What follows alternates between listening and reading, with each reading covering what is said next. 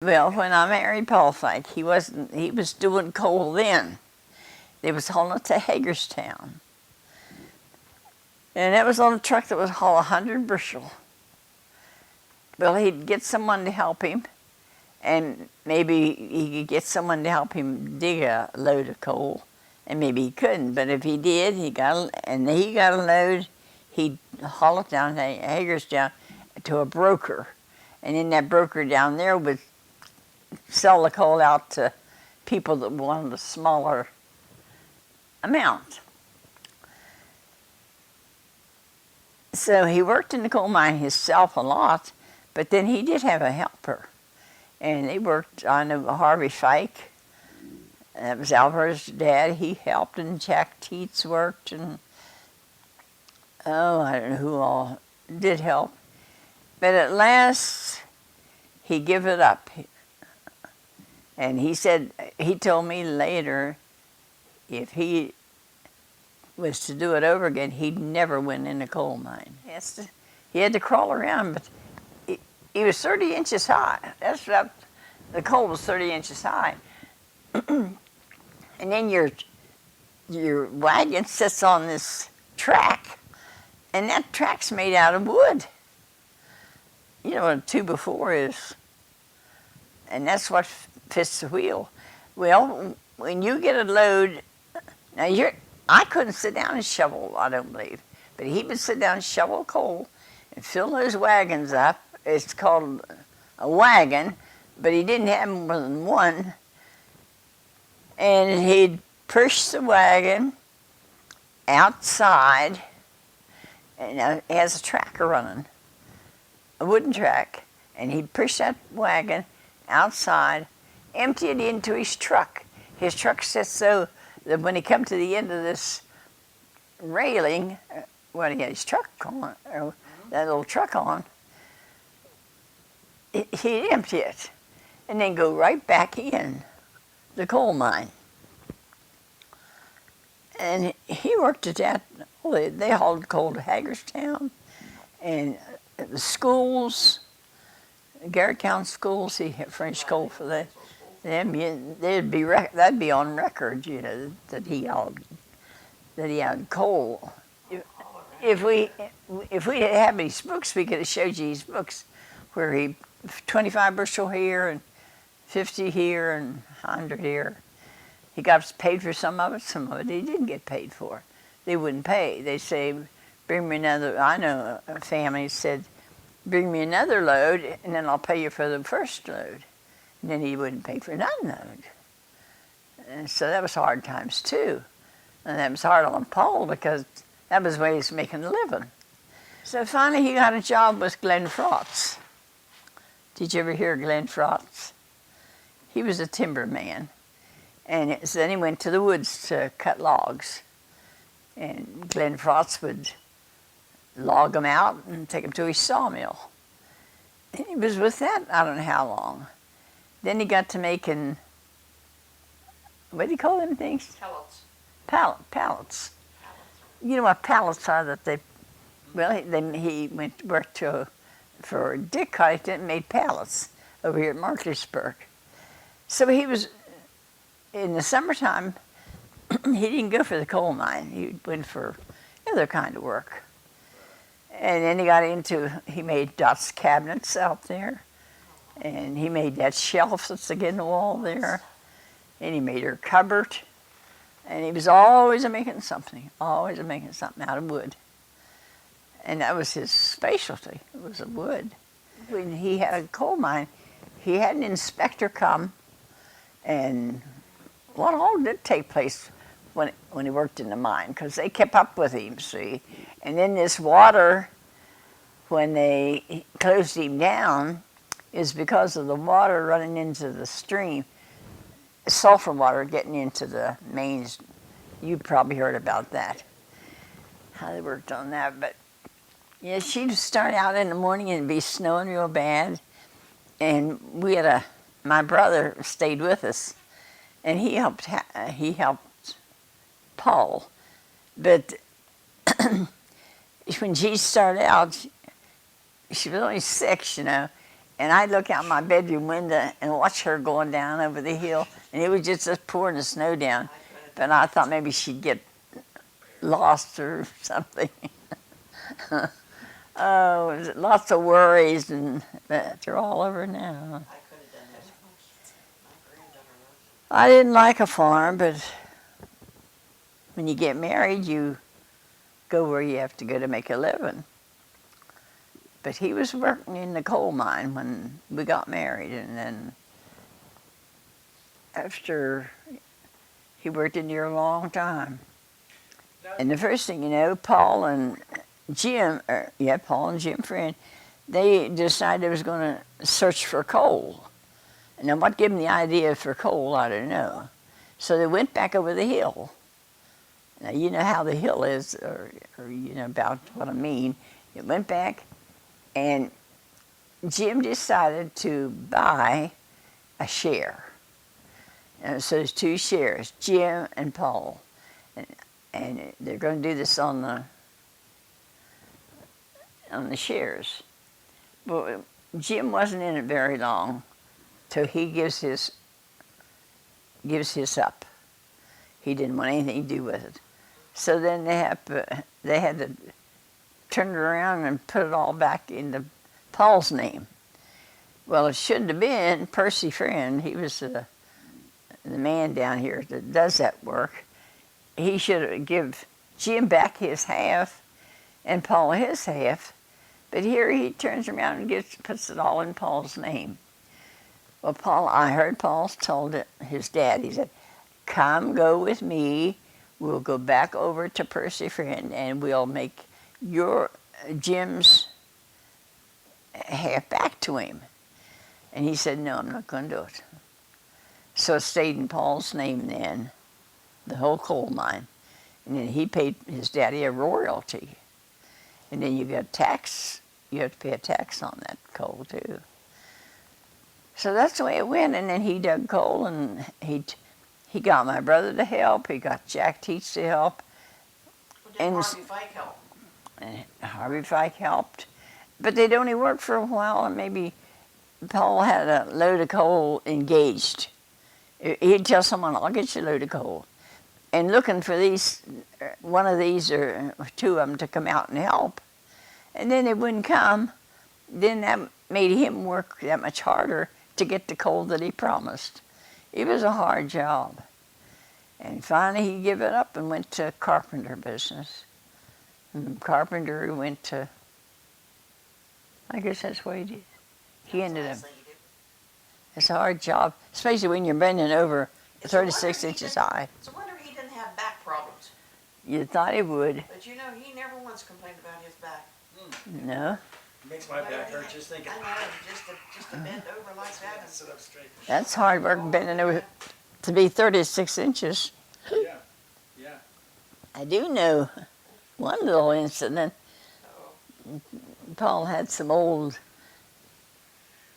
those big old heat registers. Did the water go through them, or how did that heat your... heating registers, the water. And he got a bunch of them. So he had come in from the coal mine and was in the bathtub. And I was out on the porch. Now, this is when we lived up on the hill. And I heard this clang, clang, clang. And here these boys were stealing those heaters. I call them heaters. A radiator. Like a radiators. Yeah. And so he jumped in his clothes. How he got in them, because they was going down the road by that time. See, he was in the tub. I told him, I said, "I hear they're loading your heaters up the road." And he had I don't know where he brought them from, and laid them there. He was going to take them to the junkyard. But anyway, they got to him first, and they took him, went with him. And he, out the door, we had that red car. Red Ford. Down the road he flew. He caught him out here at the little road that come down. He said, "Boys, just turn around. Take them back where you put them. Or take them back where you got them." They didn't say no, they just turned around. And that's what he called them. He said, boys, just take them where you got them. And that's funny. He let him Whenever the off. barn caught fire, wasn't Dad in the bathtub or the shower and he had to jump in his wet clothes? Oh my, yeah. We had, he had my brother Farron's for peepees. We had peepees, 2,500, wasn't it? Yeah, 500 PBs, yeah. And he had them in the barn. But And those peepees, you know, they do a lot of scratching. And here they scratch some of that sand, the chaff or what it would be, down onto them hot pipes, and the barn got on fire. When they told him, told Paul, he was in the bathtub. You know how it is to get clothes on a wet body, but he had this, he had in, He had clear to Friendsville. and he had to go clear to Friendsville because he had no phone at that time. But he survived it. But the barn burned down. Well, I had screens in the windows, and it was in the summertime, and I heard this noise in the night because of the screens in the windows, or I wouldn't have heard it.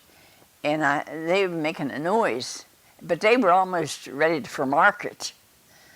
Around 4 pounds was a market price or market weight when you get rid of them. And they were red Dominics, weren't they? I think. Red, yeah. Some kind of a red chicken. Nice. And here when he grabbed a gun and run up to the barn, but here they was already huddled, and I forget how many we lost. Oh, hundreds. Yeah, I don't know how many Oh, were. I don't know how many it was. It was a mess of them. Hauled them all back over the An hill. old car, an I old suppose the animals Dodge. ate them. No, he saw the bird fly. When he got to the barn, the bird flew. He said he thought it was an owl. Or loaded so many chickens. And I suppose it wouldn't have been a chicken hawk. I don't think they travel at night. But anyway, they got the bird, or they didn't kill them, but see, they huddled. Smothered to death. They just keep pounding them. You wouldn't think they do that. But chickens will, if something's scaring them, they just keep, they call it huddling. And they smothers them. They smother one another. Yeah, we raised turkeys. He raised turkeys, and then he got the appendicitis, and he had to have another man to, you feed them on the outside, you know, in those big feeders. Well, he got a man to do that for him, but because he couldn't do it with the appendicitis. And, oh, we've had some experiences, but they're all over now. You wonder how you survived it, yeah. Yeah. But life's funny. Oh, well, I don't know what killed us. We had a sheep that, we looked in the building and there sat the sheep up. Her head was up. She looked like she was just sitting there. And you would never know she was dead. We never could figure that out either. Animals have their ups and downs. Here's a pig story. This old mother pig, she had 8 pigs. Well, Paul works away. He's always working away. Here, she had these 8 pigs that morning. All of them was just doing good. He goes to work. I don't know if you ever heard John Holman or not, but he worked for John Holman.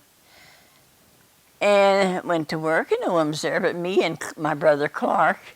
And Clark had given this pig, mother pig, this bucket of, he took buckwheat middlings and put it in water for his food, for the pig's food. And here they said that made her through her pig bed. So she died. There I had 8 little baby pigs. If you'd heard them squealing, you'd have wondered what we're going to do. I didn't know what to do, and he wasn't going to be home till evening. So I don't know how I pacified him till he got home. And I had to run down over to Gay Teese's, that was down over the farm. See, we was up in the last one up, and then we down to Gay Teese's, and ask him what could have feed a little baby pig. She said, just warm up some cow's milk.